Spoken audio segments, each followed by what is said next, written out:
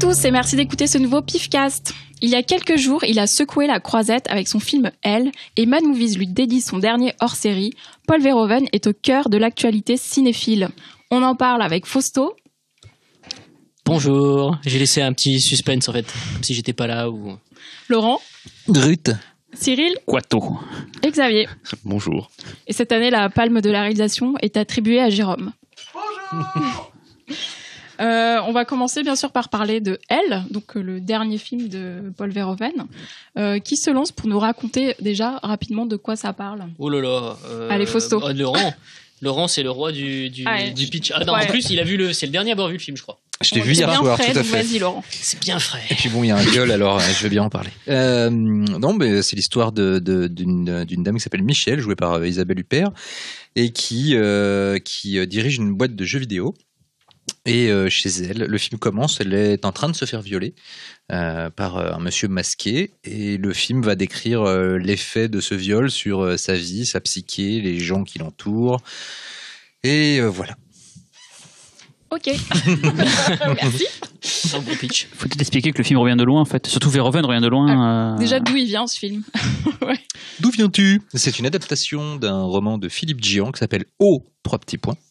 Voilà, qui raconte à peu près la même histoire. Donc un romancier français. Tout à fait, un romancier français. Donc, Plusieurs fois adapté d'ailleurs. Oui, et c'est produit par Saïd Ben Saïd, producteur bien connu, pour aller récupérer des réalisateurs, on va dire d'ancienne gloire, mais c'est pas péjoratif, qui maintenant galèrent pour monter des films, comme David Cronenberg avec Maps to the Stars, ou Brian De Palma avec le formidable Passion. Voilà. Et Roman Polanski, et Barbet Voilà. Schroeder. On en passe les Et le prochain Walter Hill. Voilà. Et le prochain Verhoeven, puisqu'ils se sont très bien entendus, et qu'ils travaillent déjà sur un film sur la résistance qui se Sur Jean passera Moulin. à Lyon, et sur Jean Moulin, ouais, Voilà, et qui s'appellera Lyon. Et Cyril, tu voulais ajouter autre chose sur les origines du film? Bah justement, enfin, ce qu'a dit Laurent très justement sur le fait que voilà, Verhoeven, on en parlera tout autour de ce podcast, a eu plusieurs, on va dire, périodes, et là c'est un petit moment que on le voyait plus trop, et c'est bien qu'un producteur de la chance français pour le coup lui redonne sa chance, et au vu du résultat, il avait raison de lui redonner du travail, comme on peut dire, parce que c'est ça en fait, un réalisateur il a qu'une envie, c'est de tourner, sauf qu'après il faut qu'on lui passe des financements pour faire des films, parce que c'est... Surtout Verhoeven, il n'a pas envie de tourner n'importe quoi, et généralement les trucs qu'il a envie de tourner, c'est des choses qu'il n'y a pas grand monde qui a envie de les financer. Mais ce qui est marrant, c'est qu'en fait le projet, le projet revient de loin, pardon, dans le sens où à l'origine ça devait être un film américain, donc c'était pas prévu pour être un film franco-français comme c'est le cas aujourd'hui.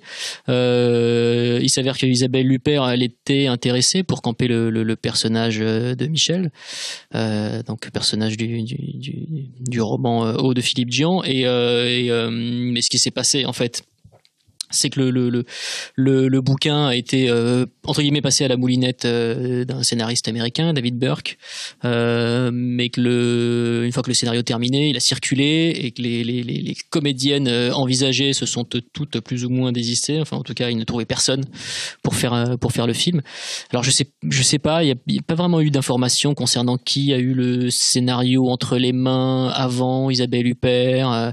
Moi, j'aurais été assez curieux de savoir quelle comédienne a décliné l'invitation. Peut-être que ça se saura un jour ou peut-être pas, mais ça aurait pu être un film américain. C'est ça qui est intéressant, et quand on voit ce qu'il en fait aujourd'hui, quelque chose de très français, mais effectivement avec cette perversion toute verhoevénienne, on se dit que on est vraiment la terre d'accueil idéale pour lui, quoi. Oui, en plus d'autant qu'il renoue avec son amour de la nouvelle vague française et son admiration pour Chabrol. C'est complètement voulu. Beaucoup de personnes qui voient le film se disent tiens, ça ressemble à du Chabrol. Et c'est complètement ça, sauf que lui, il va encore plus loin dans la perversion de cette espèce de microcosme bourgeois qui éclate en 12 000 morceaux d'une façon complètement jouissive. Parce qu'en fait, c'est vrai qu'on s'attendait à un thriller assez moralement assez on va dire costaud, mais moi je m'attendais pas, avant en tout cas d'avoir les premiers échos et puis de voir le film, à me marrer autant. en voyant le film. Je crois que Cyril aussi, toi, le film est vraiment très très drôle. J'avais compris après. C'est qu'il avait un air super grave. Après les projections canoises, les gens ont dit qu'ils avaient beaucoup rigolé, donc je me dis tiens, c'est marrant, c'est pas ce à quoi je m'attendais au vu de la bande-annonce qui, on peut dire ce qu'il a bien trompé tout le monde. Bande-annonce ne dévoilait quasiment rien en fait du véritable but du film, on va dire quoi. Et vraiment le film on rigole beaucoup. Huppert, bon, pour en parler, tout le monde s'accorde à le dire. Elle est juste démente quoi. Elle est vraiment, mais je hurlais de rire dans la salle et j'étais pas le seul. Tout le monde rigolait, c'était communicatif. C'est un petit moment où je n'étais pas pris à rigoler comme ça dans une salle de cinéma, quoi. Mais apparemment, Isabelle Huppert, c'était vraiment un choix de Verhoeven. Il voulait vraiment qu'elle apparaisse dans le film, justement parce que lui avait détecté ce potentiel comique, cette distanciation froide. Ça donne avec ses répliques dans le film, ça donne des moments mais absolument intenses, quoi. Et les gens ont été un peu décontenancés par le film dans le sens où on le trouvait très glauque et on pas du tout à rigoler comme nous on a pu le faire. J'en ai parlé avec une collègue de boulot aujourd'hui qui elle a adoré, mais ses amis avec qui elle était allée le voir ont tous, je crois, cordialement détesté le film et sont passés vraiment à côté. Et c'est marrant, pendant le film, je me disais tiens, les dialogues, si on n'est pas dans le bon mood, si on n'est pas dans le bon esprit, ils peuvent paraître vraiment tocs, vraiment surfaits, vraiment pas théâtral, mais il y a un côté très fake dans les dialogues. Et pourtant, quand t'es dedans, c'est du caviar, quoi. Mais je pense qu'on peut très facilement, si on prend pas le film comme il faut dès le début, peut-être faire un rejet total. Je vois à peu près pourquoi on peut ne pas l'aimer, quoi. Mais par contre, quand on aime, c'est Royal Kebab, quoi. On peut peut-être dire en plus un mot du reste du casting qui est très franco-français et qui a dû attirer un public qui a dû être décontenancé par le film lui-même. C'est-à-dire qu'il y a Laurent Lafitte, Virginie Efira, Charles Berling. Donc si les gens sont venus voyant ce casting-là, forcément, ils ont dû être...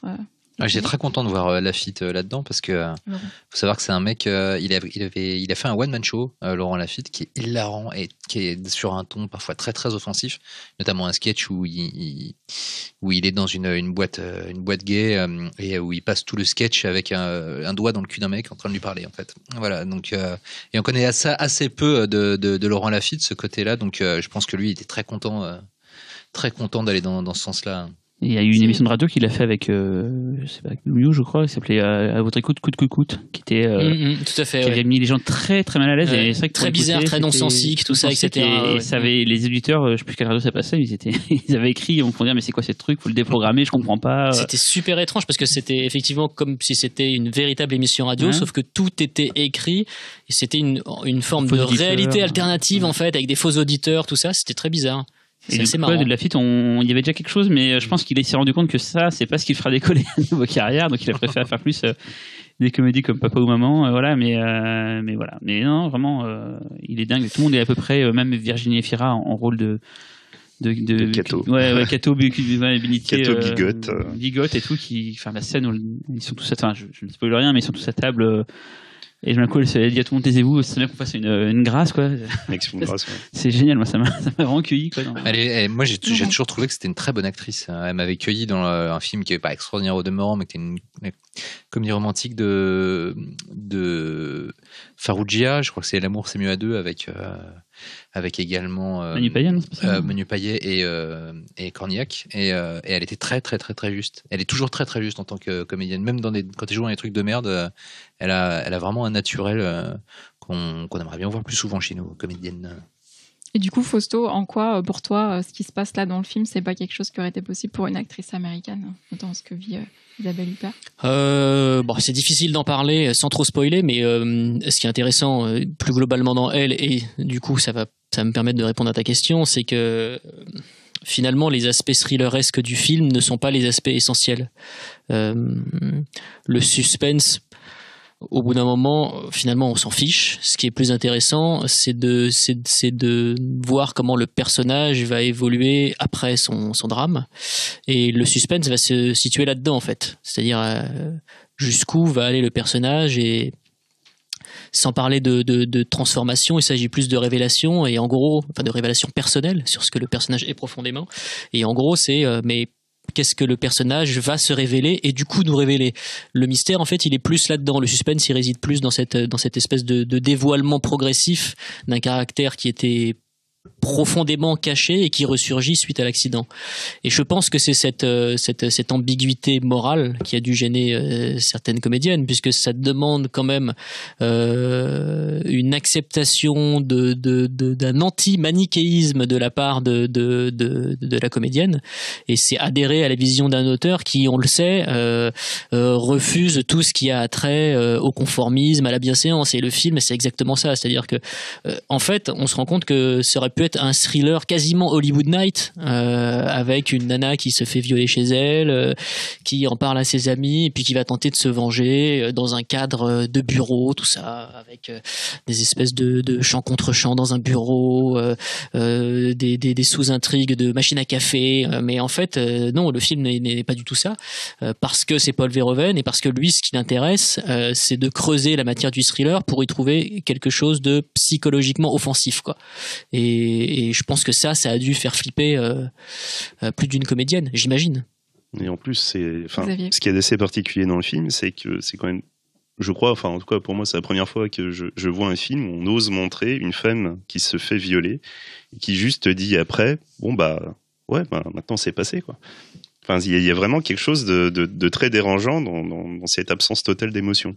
D'ailleurs, elle dit « je crois que je me suis fait violer ». Oui, c'est ça en plus, c'est « je crois que je me suis fait violer ». Mais le doute d'ailleurs, dans le film, il y a des moments où tu te demandes s'il n'y a pas différents niveaux et tout. Et bon, on va pas expliquer trop de scénario, mais moi, ce qui m'a vraiment plu, c'est que je pensais à l'avance voir quelque chose. Enfin, je savais à l'avance ce que j'allais voir, en fait. Je me suis dit, tiens, ça va se passer comme ça et tout.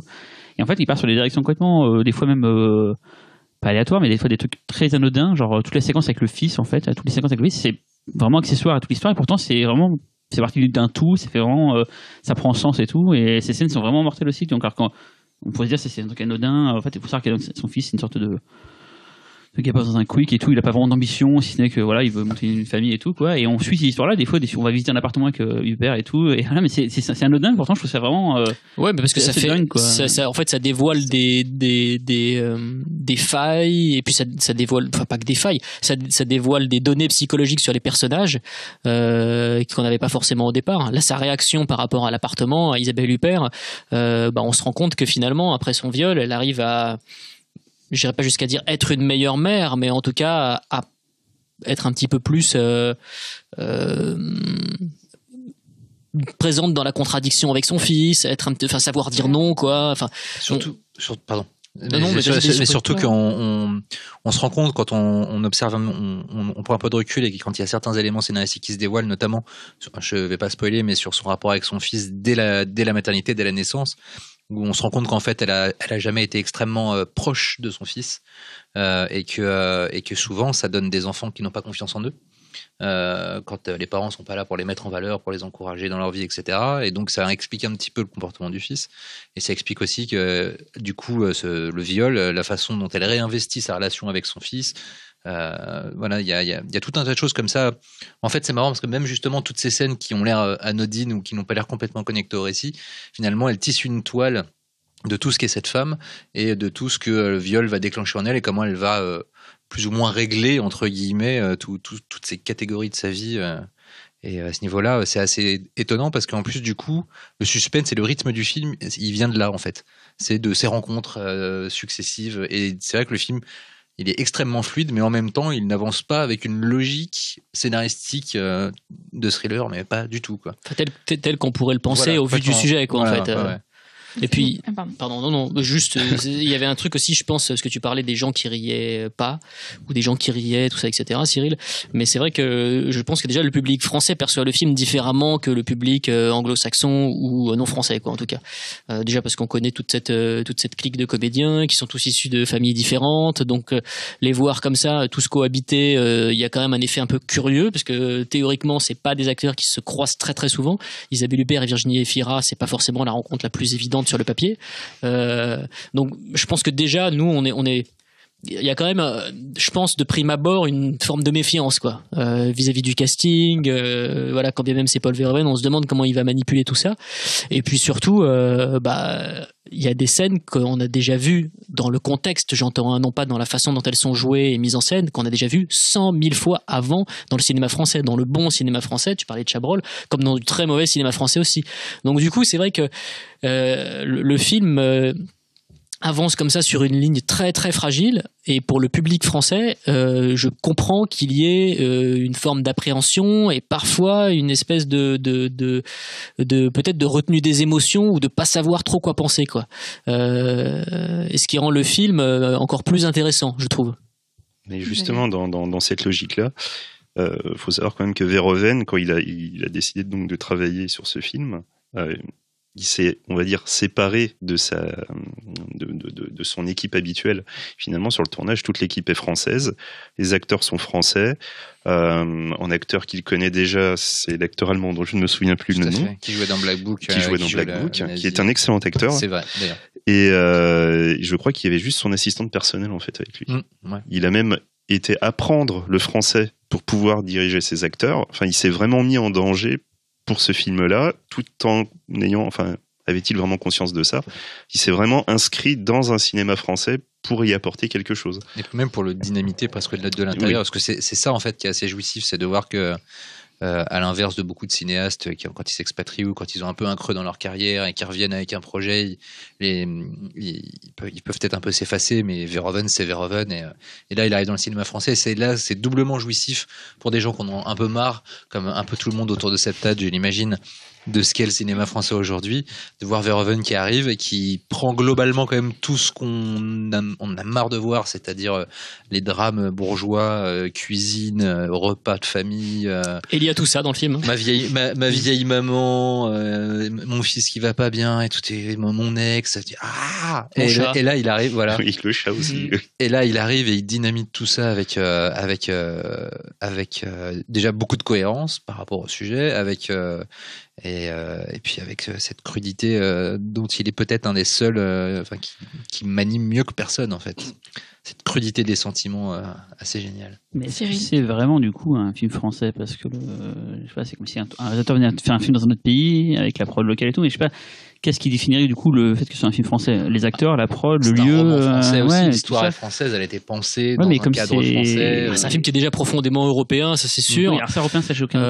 Après, je pense qu'il y a quand même beaucoup de données qui font qu'on peut le considérer comme un film français. Qu'est-ce qui pourrait justement influer du coup, qu'est-ce qui fait qu'un film français ressemble à un film français? Qu'est-ce qui transforme ça? C'est Polanski, quand il tourne aux États-Unis, alors qu'il est polonais, on dit pas que c'est un film polonais, tu vois, par exemple. Mais après, le système américain est tellement phagocytant, tu vois, que les auteurs là-bas sont souvent absorbés. En France, on a tendance à laisser plus de marge de manœuvre aux auteurs. Et je pense qu'est-ce qu'un film de Polanski français, je pense au Locataire par exemple, serait un film français? Pour moi, c'est un film. Ouais. Tu vois, c'est un bon exemple parce que Le Locataire, en plus, on a pour le coup une équipe totalement française, des acteurs français, scénaristes français, mais qui se passe dans un endroit qui est très français en plus, un vieil immeuble parisien. Mais moi, je considère Le Locataire comme un film français. C'est peut-être d'ailleurs même l'un des plus grands films français jamais réalisés. Mais je pense qu'on n'est pas conscient du côté exotique du film parce que c'est trop chez nous. Ouais. Mais ce qui est fou, mine de rien, c'est qu'avec le recul, tu t'aperçois que oui, on peut faire des films dans un paysage franco-français, avec des acteurs français, mais des films différents, des films qui investissent certains territoires qu'on n'investit jamais, sans lorgner du côté des Américains ou autres, et juste de le faire bien, avec un point de vue et avec une envie de... Il y a un papillon qui vole et qui me. En fait, il y a Motra. Il y a un mini Motra qui vole autour de nous. C'est Laurent qui vient dessus, Motra. Voilà. Et non, mais voilà, c'est Verhoeven arrive et il nous prouve que oui, vous pouvez le faire, les gars. Mais ça, c'est revenu dans plein de conversations que j'ai pu percevoir à droite à gauche. C'est que on se tapait un peu la honte. Voilà, il faut que ce soit un étranger qui vienne en France pour nous faire comprendre. Voilà, c'est comme ça que vous devez faire, les gars. En fait, il avait qui a pris comme des Lego, il a pris les matériaux qu'il y avait là sur place. Et au lieu de faire une grue à la con avec ses Lego, il a fait une cathédrale, tu vois, genre. La métaphore est bizarre, mais j'ai vu que ça à la tête à l'instant. Non, au lieu de faire un 2 pièces cuisine, il a fait une cathédrale. Voilà, il a fait la tombe par la soie. Voilà. C'est plus gros qu'un 2 pièces cuisine. Mais oui, après, le truc, c'est que Paul Verhoeven, il est de toute façon unique dans le paysage mondial. Donc, il était évident que son film ne pouvait pas ressembler à n'importe quel autre film français, parce que, voilà, c'est Verhoeven. Donc, il s'est jamais saisi d'une histoire, même quand il a parfois raté son coup, comme dans Holoman, il s'est jamais saisi d'une histoire sans laisser son empreinte d'une manière ou d'une autre. Alors après, il la laisse parfois de manière plus ou moins profonde, mais là, quand il est accompagné d'un producteur qui a confiance en lui, qu'il a une comédienne qui le suit jusqu'au bout de l'extrême, là, franchement, il j'allais presque dire qu'il est dans ses charentaises. Et puis le sujet aussi lui semblait tout destiné, quoi. C'est-à-dire que ça se sent que c'est un matériau qui l'a séduit. C'est pas, voilà. Et pourtant c'est un livre qu'on lui a ramené. Hein. C'est pas lui qui s'est dirigé de manière automatique vers ce script-là et vers ce roman-là. Mais il se sentait complètement à l'aise. On le voit. Puis même quand on regarde les photos de plateau, on le sent bien, quoi. Enfin, je sais pas, moi j'ai pas vu d'image de making of, etc. Mais il est très très détendu. Mais on le sent. Il détendait tout le monde apparemment. Ouais, on le sent. Et quand on regarde par exemple la conférence de presse à Cannes, déjà c'est un monsieur qui est d'une extrême politesse, qui parle français avec des interlocuteurs français qui rebasculaient en anglais. Enfin, on voit que le mec, quand même, pour un monsieur de 78 ans, il s'est quand même pas enfermé sur sa propre nationalité, dans sa propre langue, sur ses propres capacités. Il s'est ouvert, il s'est entouré d'une nouvelle équipe, te le disait Xavier, et il a l'air profondément joyeux. On le voyait sur le tapis rouge, alors que parfois il y a des montées, quand même, des marches où les mecs tirent tous la gueule. Lui, il arrive en dernier avec son film qui a une petite bombe. Il est reparti bredouille, certes, c'est un scandale, certes, mais en attendant, il avait l'air parfaitement heureux, quoi. Et c'est franchement pour les gens qui l'aiment, c'est super cool de le voir comme ça, quoi. Et justement, ce qu'il expliquait, c'est qu'en fait, pendant qu'il apprenait le français, histoire de se préparer au tournage, il en était mais malade. Tous les mois précédents avant le tournage, il était malade. Il se disait, mais comment je vais faire pour monter ce film? Je connais pas les gens. Est-ce que j'aurai suffisamment de vocabulaire pour? Et en fait, arrivé au premier jour, pouf, ça s'est décanté d'un coup, quoi. Il avait déjà un peu appris le français avant, parce que son père l'avait envoyé en France quand il était 17 ans. Il a 17 ans, il a fait une année en France. Et il a essayé de rentrer dans une école de ciné en France, l'ESRA, je crois. Et il a été... non, pas l'ESRA. Ça n'existait pas, non. Ça aurait été rigolo qu'il fasse ça. Non, je sais plus comment ça s'appelait à l'époque, mais l'IDEC. connu. Ouais, l'IDEC, pardon, voilà, ça, oui, puisque l'ESRA n'existait pas. Et il a été refusé. Et donc, non, il n'a pas été refusé. Il était trop tard pour envoyer le dossier au moment où il a voulu le faire. Et du coup, il a dû rentrer en il n'est pas organisé, ça veut dire. Et il a suivi des études de mathématiques. Et de physique. Et quel a été l'accueil à Cannes pour ceux qui y étaient Moi, j'étais parti déjà, mais en tout cas, j'étais super étonné. Alors, c'est pas forcément l'accueil cannois uniquement, mais de l'accueil critique dithyrambique. C'est-à-dire que je m'attendais quand même à un film un peu plus clivant, et en fait, pas du tout. J'ai l'impression que toutes les critiques se sont accordées, et tant mieux. Mais tant mieux, parce qu'on a envie que ce mec y retourne, et que franchement, le film fait l'unanimité. Vu qu'il est excellent, c'est très bien. Enfin, tant mieux, quoi, qu'un film de qualité fasse l'unanimité. Non. Et on parlait tout à l'heure donc ce que Verhoeven a apporté dans ce film-là. Donc, on a parlé d'un point de vue scénaristique, donc d'un point de vue structurel de l'histoire. Moi, j'aurais voulu parler d'un truc périphérique, c'est la musique. Quand j'ai entendu les premières notes, je pensais à Basic Instinct, je pensais à ce qu'il fait Anne Dudley, ouais. Et je me suis dit, c'est dingue. Il a dû donner des indications. Je sais pas, peut-être que les gens qui ont fait la musique se sont dit, bon, c'est un monument, Verhoeven, on va essayer de faire un truc qui lui plaît, je sais pas, mais il y a des trucs, voilà. Il avait bossé avec Anne Dudley sur Black Book. D'ailleurs, c'est la seule qu'il a récupérée d'un de ses films précédents. C'est le seul élément.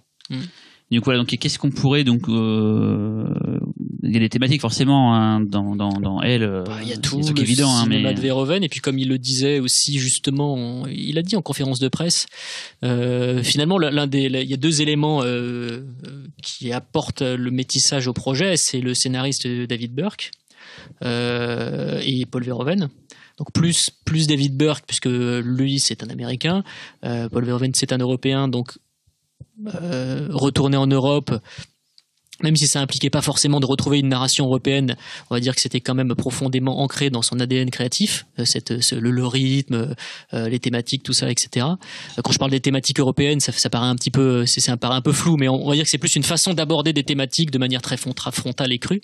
Mais comme il le disait, en fait, finalement, c'est un peu il prend le meilleur des deux mondes, quoi. C'est-à-dire qu'à la fois, il vise une efficacité narrative qui fait que le film est particulièrement bien construit, fil droit, et qu'on s'ennuie jamais, parce que ça aussi c'est quand même un film qui fait un peu plus de 2 heures et on s'emmerde pas un seul instant, notamment dans des scènes, tu le disais Cyril et Laurent aussi, qui sont qui sur le papier en fait on pourrait se dire mais je vais m'emmerder moi avoir une scène de visite d'appartement, une scène qui se passe au quick, une scène enfin bref, très belle scène et allier en fait justement cette efficacité narrative qui vient du cinéma américain principalement, avec justement une vision très crue de la réalité, avec une façon qui contourne le manichéisme, qui n'est jamais psychologisante, qui vise justement à dire les choses telles qu'elles sont dans la vie, quoi. C'est de dire parfois de manière brutale, parfois de manière joyeuse, parce qu'en fait c'est ça, c'est que le film, j'en parlais aussi avec quelqu'un qui me disait mais c'est fou en fait, c'est marrant parce qu'il y a des moments c'est drôle, puis des moments c'est super grave, tout ça, etc. Et je fais en fait c'est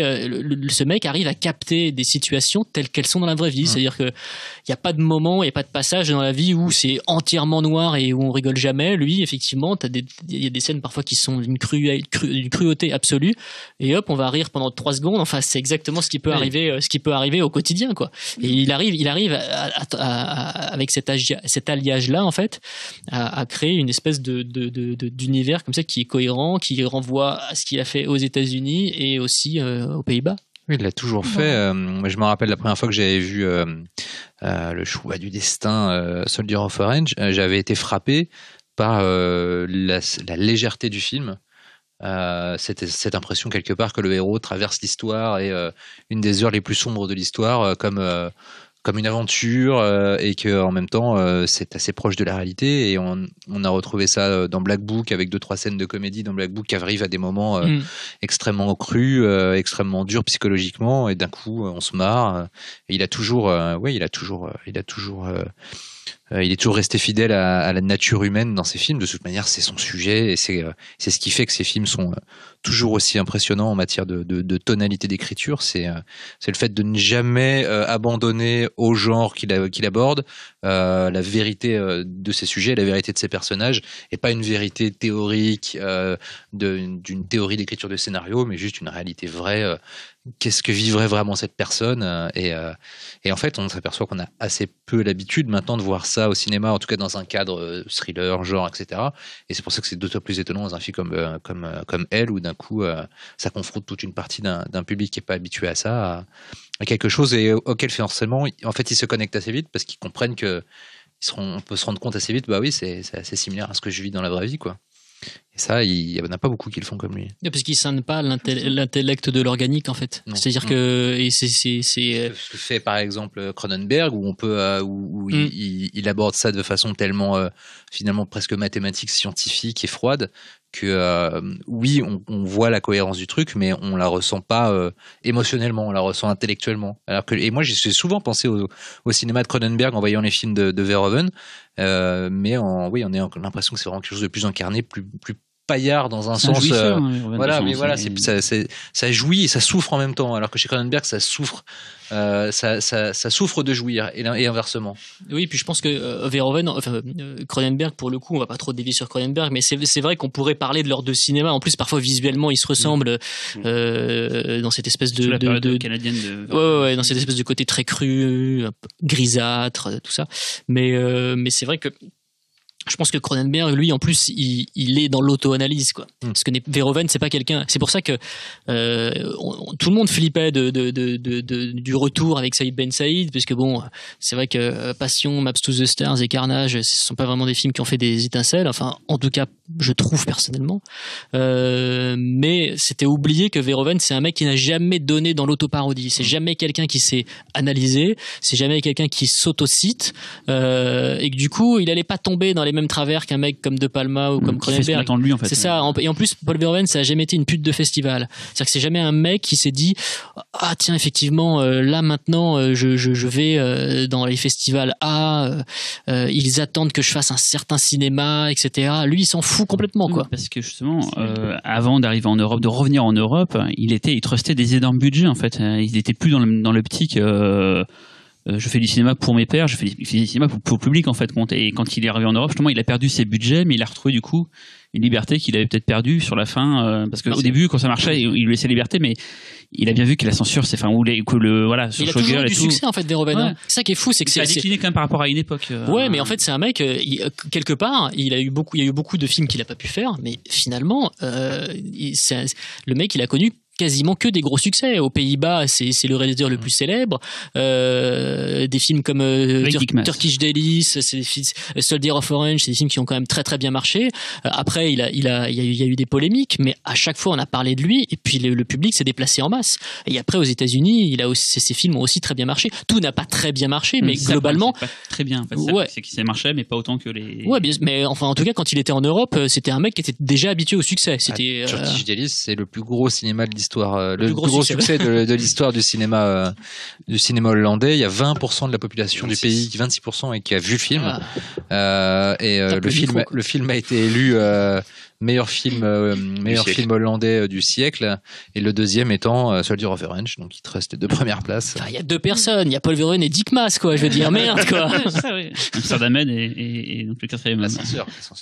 Xavier. Non, moi, ce que je voulais rajouter, c'est que justement, dans ce côté budget, faire des films pour le public ou autre, en fait, quand il a fait Hollow Man, que moi j'aime beaucoup personnellement, il a eu l'impression de se perdre un peu, en fait. C'est vrai qu'après avoir fait Starship Trooper, il voulait un projet qui était un peu plus mineur, pas mettre autant de sexe, pas mettre autant de violence. Bon, voilà. Et en fait, c'est pas qu'il renie le film, mais il avait vraiment cette sensation de se perdre, ce qui est aussi une des raisons pour lesquelles il est parti sur Black Book après, quoi. C'était notamment parce qu'il avait été, c'est notamment parce que sur Hollow Man, c'est les effets spéciaux qui pétaient les boules, en fait. C'est de voir texto comme ça, il a dit ça me pète les boules. Non, c'est de devoir de plus avoir d'immédiateté dans le processus créatif sur le plateau, de devoir millimétrer chaque plan, laisser l'équipe des effets spéciaux tout régler, de pas avoir de liberté sur la façon de passer sa caméra, pas pouvoir changer d'avis, etc. au dernier moment. Et puis aussi, il avait anticipé quelque chose qui s'est réalisé, c'est-à-dire que Hollywood était en train de sombrer dans un infantilisme total, et que lui, il voyait plus comment pouvoir concilier la science-fiction telle que lui l'abordait avec des vrais sujets, des sujets humains, et il l'a dit plusieurs fois. À cette époque-là, il y a les Spider-Man, les Harry Potter et le Seigneur des Anneaux qui ont débarqué en masse, et d'un coup les gens se sont mis à aller voir que des histoires pour enfants, même les adultes, et il y a que ça qui a marché, l'argent n'allait que là-dedans, et moi j'avais plus d'intérêt à rester dans une industrie comme ça, quoi. Mais là où en même temps je pense qu'il a peut-être déchanté, c'est que son retour en Europe, où il a dû se dire l'Europe, censée être plus une terre d'accueil des cinéastes, il a galéré quand même pour réunir l'argent et trouver des projets. Comme quoi, le cinéma n'a pas muté que là-bas. Juste pour revenir sur Hollow Man, vu qu'on parlait d'Hollow Man, et que voilà, faut bien qu'on en parle aussi. Et c'est marrant par rapport à ce que vous disiez tout à l'heure, Fausto, sur Cronenberg, et je suis désolé de revenir là-dessus, mais c'est que Cronenberg aurait fait d'un sujet pareil, il aurait fait je peux en faire avec des scies, on peut faire plein de trucs, mais il aurait fait vraiment un homme torturé par sa condition et tout. Et là, Verhoeven, c'est comme toujours un jouisseur, il va montrer ce qu'on peut faire, ce qu'on a toujours rêvé de faire quand on était ce vieux des nanas, voilà, c'est la base. Mais ce que lui rêve de faire, parce qu'on a eu cette discussion un peu avec Fausto quand on bossait sur leur série, et c'est quelque chose qu'on dit assez peu souvent sur Verhoeven finalement, c'est que je pense que Verhoeven est un grand pervers, et que je pense que tout ce que subissent ces personnages féminins lui permettent de raconter des choses sur la nature humaine, mais ça lui plaît bien aussi. D'ailleurs, sur lui, du coup, il se raconte comme tous les grands metteurs en scène qui se racontent à travers leur film. D'ailleurs, Turkish Delice, il a jamais caché que s'il s'était retrouvé dans le personnage, c'est parce que il s'y retrouvait lui aussi. Et d'ailleurs, c'est marrant, mais dans Turkish Delice, on peut faire un parallèle entre cet artiste qui demande énormément des personnes avec lesquelles il travaille, notamment son amoureuse. Incarné par Rutger Hauer, incarné par Rutger Hauer, dont il a toujours dit que c'était son alter ego à l'écran. Et le personnage, quand même, dans Turkish Delice, c'est donc un artiste qui tombe amoureux d'une femme et qui l'utilise. Elle devient sa muse aussi. Et en même temps, il n'hésite pas à vendre un dessin porno qu'il a fait d'elle en train de la sauter à un Richard complètement excité par le dessin et par la nana. Et il monétise l'amour qu'il a pour cette nana et il s'en fiche parce que c'est aussi son boulot. Et en même temps, il y a une scène assez burlesque dans le film où il a fait une statue et que doit venir inaugurer la reine de Hollande, et que sa nana est habillée trop court vêtue, et donc les officiels le repoussent, et on voit là Verhoeven en tant qu'artiste repoussé par l'intelligentsia. Donc il s'est vraiment livré à travers Turkish Delice, il a jamais arrêté de le faire par la suite. Et en fait, justement pour ce côté de l'artiste qui va contrôler un peu une femme, manipuler la femme, tu le voyais déjà en fait dans Un lézard de trop, le court-métrage qu'il avait fait dans les années 60, où justement la femme de l'artiste se fait maquiller, se fait coiffer, se fait perruquer pour qu'à chaque fois son visage soit différent. Mais ce n'est que l'artiste qui a le choix de ses habits, de son maquillage. Sauf à la fin où elle va reprendre possession de son propre corps et décider que non, c'est elle qui se maquille. C'est ça que j'aime beaucoup justement dans les films de Verhoeven, c'est que ça aurait pu être des films d'obsédés du contrôle, d'obsédés du sexe, etc. Mais n'être que ça, et donc des films extrêmement fétichistes, et donc qui auraient eu leur intérêt, aucun problème là-dessus, mais qu'il arrive toujours à y trouver la matière, à raconter quelque chose sur la femme. Et moi, c'est pour ça que j'ai toujours été fasciné par son discours sur les personnages féminins, où il y a à la fois une espèce de complaisance à les voir souffrir, à les voir humilier sexuellement, et en même temps une jouissance totale à les voir se transcender, à les voir prendre le dessus sur l'adversité. Et donc c'est à la fois un réalisateur extrêmement féministe et à la fois extrêmement misogyne, et je trouve ça assez génial de réussir à faire cohabiter ces deux tendances. Et justement, pour moi, qui est l'une des plus grandes scènes de Verhoeven, alors je suis désolé, mais bon, qui est donc dans La chair et le sang, où justement Jennifer Jason Leigh se fait violer par toute la troupe, et lorsque c'est Roger Hauer qui est en train de la trousser, elle comprend que c'est le chef, et c'est à ce moment précis qu'elle lui dit non, c'est moi qui te baise. Et elle le dit suffisamment fort pour reprendre le contrôle, et finalement c'est vraiment à ce moment précis qu'elle a le pouvoir. Elle retourne la situation complètement son avantage. Qu'est-ce qu'on peut ajouter après ça? C'est tellement beau.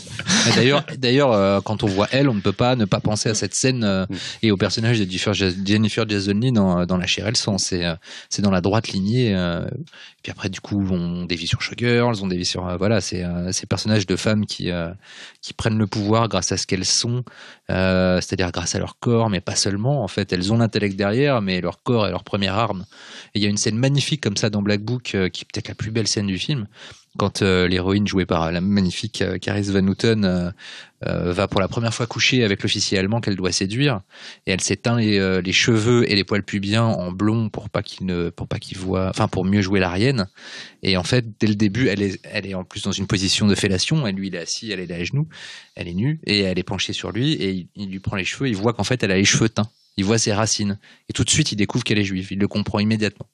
Et elle lui prend les mains, elle les pose sur ses seins, elle fait et eux, ils sont juifs. Et en fait, c'est comme ça qu'elle arrive elle est découverte, mais elle arrive quand même à passer outre et à le séduire complètement, parce qu'elle fait tomber la barrière de la race et de l'idéologie juste par la vérité du corps, quoi. Et je trouve que cette scène est magnifique. Cyril. Je voulais rebondir sur ce qu'avait dit Xavier sur le fait que c'était sa scène préférée de Verhoeven, juste pour demander, tiens, quels sont quel est votre Verhoeven préféré? C'est un peu bizarre comme question, mais ça me permet justement de parler des films qu'on n'a pas encore parlé, et ça permet justement si un de vous dit un film, on peut en parler autour, ce qu'on en pense et tout. Voilà, c'est très. Bon, c'est Showgirls. Alors justement, on va parler de Showgirls. C'est mon Verhoeven préféré. Peut-être ex aequo. Je le mets un peu en dessous. Je mets un peu en dessous Spetters, mais c'est vraiment les deux films que je préfère. Pourquoi Showgirls? Alors, le truc, c'est que le cliché en vigueur vis-à-vis de Paul Verhoeven, c'est de dire que c'est de l'enfermer en fait dans une case de réalisateur uniquement liée à la provoque. C'est à chaque fois qu'on parle de Verhoeven, c'est le réalisateur provoquant, machin, etc. Le provocateur, blablabla. Volant de violent. Ce qu'il est aussi, mais en fait la provocation, je pense qu'elle est chez lui une donnée tout à fait naturelle. C'est-à-dire que c'est pas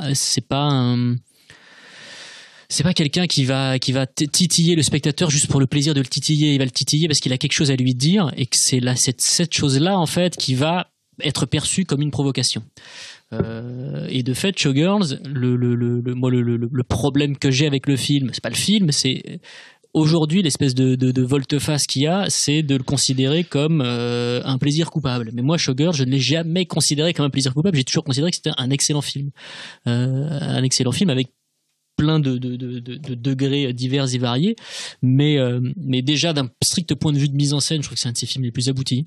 Vraiment, il y a des séquences qui sont tout à fait prodigieuses. J'en parlais l'autre jour à Laurent, c'est toujours chiant de donner des anecdotes comme ça auxquelles vous n'avez pas pu assister, mais au moins vous fait participer à la vie quotidienne de la rédaction et des membres du PIFcast hors du bureau.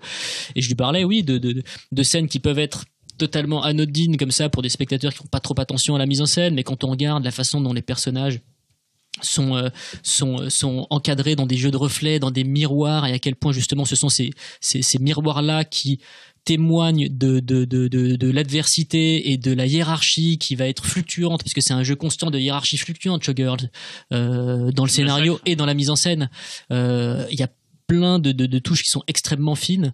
Après, il y a aussi cette distance ironique qu'il a, mais cette distance ironique ne lui impose pas de faire une mise en scène au rabais. C'est-à-dire que même quand il filme quelque chose de très mauvais goût, pour autant, l'intérêt du film, c'est de le filmer avec une espèce de magnificence. Voilà, je te parlais aussi l'autre jour, Laurent, d'une scène moi que je trouve incroyable dans Showgirls, c'est quand on voit Elizabeth Berkley en train de manger comme une porcasse un burger sur le capot d'une voiture dans un parking de Las Vegas. On a une espèce de plan extrêmement gracieux. Je crois que c'est un mouvement de grue, quoi, dans un travelling un petit peu langoureux comme ça.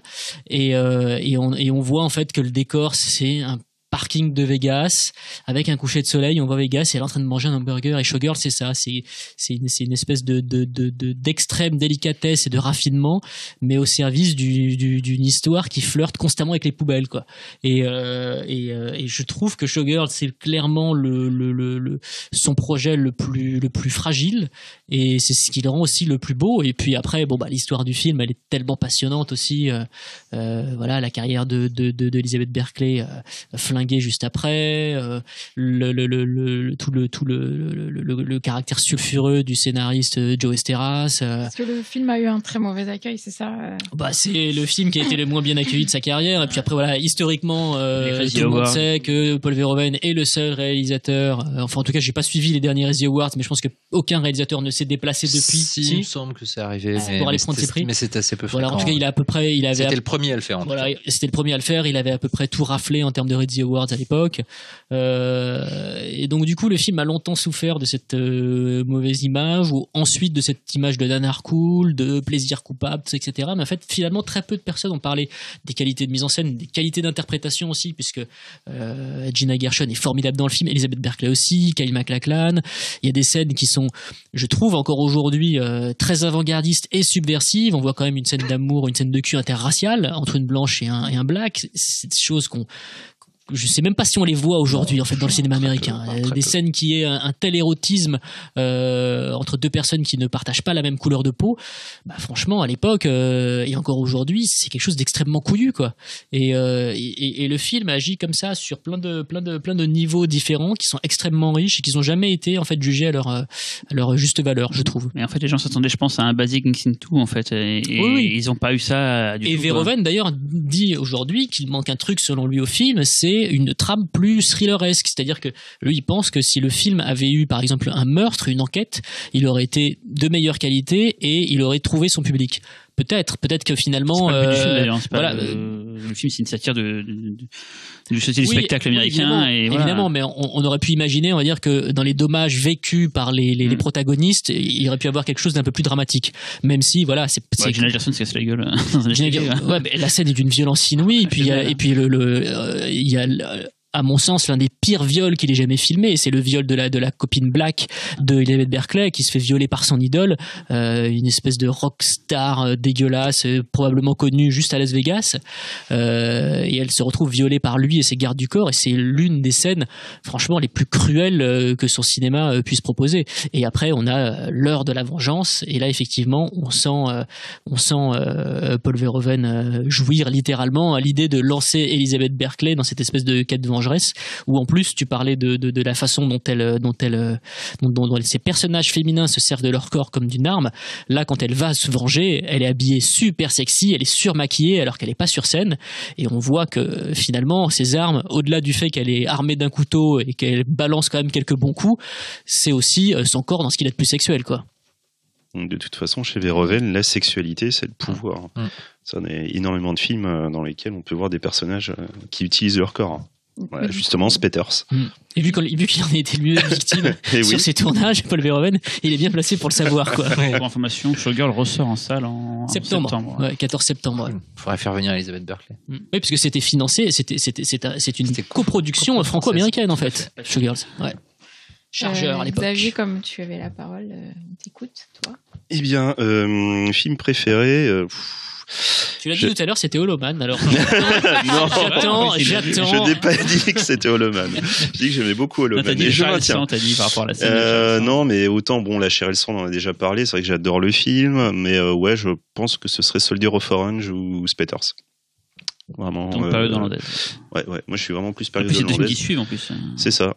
Soldier of Orange, pour son côté humain que j'ai trouvé vraiment magnifique.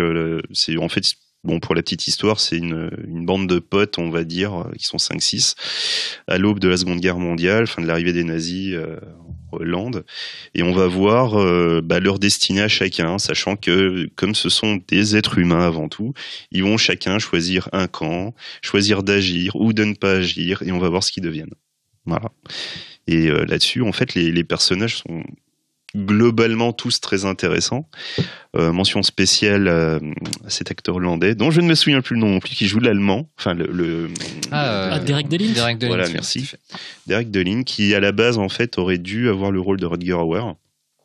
Mais Rutger Hauer avait tellement de charisme que finalement, bon, il a été préféré. Il est magnifique dans le film. Mais voilà, quoi, c'est... Enfin, tous les personnages sont excellents, quoi. Jérôme Cravé, que dire sur le film, quoi. C'est un film qui parcourt toute la période de la guerre, en fait. Tout à fait. Et tout on à suit fait. plein d'histoires, ça va dans plein d'endroits. En fait, et tout. ce qui est très intéressant avec ce film-là, en plus, c'est vraiment ce côté cinéma vérité. Enfin, je devrais pas trop dire ça, mais c'est cette quête de vérité et de je donne la parole à tout le monde. Comme on a pu le voir. C'est documentaire, en fait. Et justement, ça ressemble donc à son documentaire Portrait de Anton Musser, qui est un documentaire en fait sur un nationaliste hollandais qui a pris parti avec les SS et grand fan de Hitler. Et en fait, lorsqu'il a fait ce documentaire sur cette personnalité, il a donné la parole à des anciens nazis, y compris à ceux qui ont fait de la prison, et il n'hésite pas à dire ce qu'il pense. Et à aucun moment, il ne montre de jugement dans ce documentaire. Et ce qui est incroyable, je fais juste une petite parenthèse, c'est vrai que aujourd'hui, dit comme ça, bon, si ce type de documentaire-là sortait aujourd'hui, on en parlerait, mais j'ose même pas imaginer. Mais là, on est dans les années 60 quand même. Hein. Oui, tout à fait. Donc c'est-à-dire qu'on est quand même une vingtaine d'années après la guerre, quoi. Voilà. Et accessoirement, donc Portrait of Anton Musser, donc je l'ai vu pour ce podcast. Je me suis pris ma baffe. Je m'attendais pas du tout à ça. Je m'attendais juste à un portrait, sûrement un petit peu ambivalent, connaissant le bonhomme, quoi. Qui veut montrer quand même un être humain, ce qu'il fait aussi, hein, évidemment. Mais c'est vrai que donner la parole véritablement à tout le monde, c'était assez inédit. Enfin, mais pareil, c'était à cause de la date à laquelle il a été fait. En plus, c'est un documentaire qui a été commandé pour la télévision, je crois. Et donc du coup, ce documentaire-là, enfin tout ce qu'on peut retrouver dans ce docu, on le retrouve dans Soldat of Orange, et avec une fin que je trouve assez terrible, mais bon, et qui du coup en plus a amené à d'autres films derrière. On sent l'influence dans Starship Trooper, pareil, avec cette bande de potes qui va se retrouver face à la guerre, les différents choix. Le film commence toujours sur ces personnages qui sont ensemble pour la dernière fois, ils vont tous éclater, potentiellement se recroiser ou non. Et après, pareil, on sent encore les influences dans Black Book. Spetters aussi. Un petit peu dans Spetters, oui, la bande de potes. Effectivement. Et qu'est-ce qui va se passer après avec eux, quoi. Et du coup, Spetters, pareil, encore une fois, ce cinéma vérité, on va dire, il montre la jeunesse de l'époque de la manière la plus crue possible, mais tellement crue que pour l'intelligentsia hollandaise, c'était vraiment considéré comme totalement décadent. Je ne sais pas combien d'années ce film est resté comme l'apogée de la décadence en Hollande, mais... il a été vraiment très très mal jugé à l'époque. Bah oui, c'était vraiment le miroir de tout ce que la Hollande ne voulait absolument pas voir en fait, quoi. Et accessoirement, je pense que Spetters, sans la révéler, a la fin la plus sombre. C'est toute la guerre de Verhoeven. Ah oui, de loin. C'est un film qui est quand même. C'est la dépression absolue. Mon Dieu. Mais c'est Surtout, c'est suite à un gros succès, donc Turkish Delight, c'est quand même un film, tout le monde adorait Verhoeven, c'était le cadre, et il fait un film qui est détesté par unanimement tout le monde en Hollande. C'est pas après Turkish Delight, c'est après Soldier of Orange. Oui, mais il y a eu, enfin, Delight, oui, mais oui, il était au top et tout. Soldier of Orange, c'est un gros budget, il était vraiment au top, et là, tout d'un coup, il leur fait un gros fuck. Et puis en plus, le film, je trouve, capte parfaitement cette espèce de période très étrange, début des années 80, où il y a quand même encore des relents des années 70 dans la liberté sexuelle, mais en même temps il y a le sida qui est sur le point d'arriver, crise économique aussi, donc c'est très intéressant en fait, cette espèce d'entre-deux qui capte dans le désespoir de ces personnages, et puis c'est aussi Showgirls avec des mecs dans le milieu des courses de moto, quoi. C'est ça. Donc de toute façon, la carrière de Paul Verhoeven, elle est d'une cohérence absolue. Donc on peut s'amuser comme ça à tisser des liens, des ricochets, des rimes thématiques, visuelles. C'est quand même assez fou. C'est-à-dire que quand je parlais tout à l'heure en disant que le gars ne s'est jamais vendu à un quelconque festival ou n'a jamais cédé à la pression d'un quelconque producteur pour faire quelque chose qui ne lui ressemblerait pas, toute sa carrière en témoigne. Et même dans des passages très commerciaux de Holoman, il reste du Paul Verhoeven, quoi.